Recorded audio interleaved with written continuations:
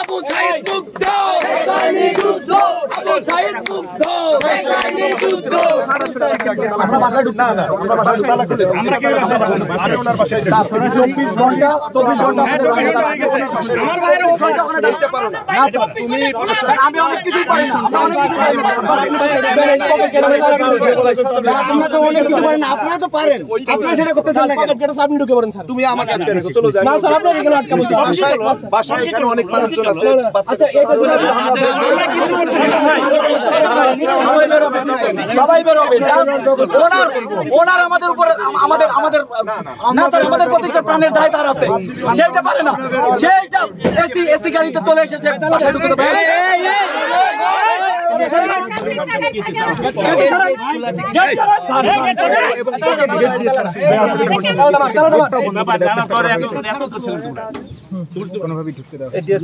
একটা কথা স্যার খুবই স্পষ্ট, না ওনার ফ্যামিলি স্যার, ওনার ফ্যামিলি মেম্বার আসো, আমরা বের হইতে দিব, আমরা ঢুকতে দিব, আপনারা ঢুকেন, আমাদের কোনো সমস্যা নাই। না এই ব্যক্তিটা এবং এই প্রশাসনের যে তিনজন আছে, আমাদের তিনজন অসুস্থ হয়ে গেছে স্যার, আমাদের তিনজন অসুস্থ হয়ে গেছে স্যার, তিনজন অসুস্থ হয়ে গেছে, তাদের শরীরের দায় কি তার নাই? অবশ্যই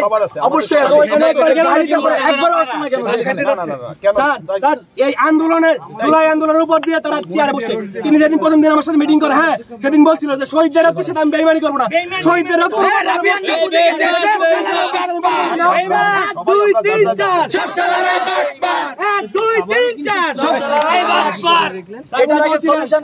শহীদের রক্তের উপরে বসে আছে, আমরা চাইতে দিব না স্যার,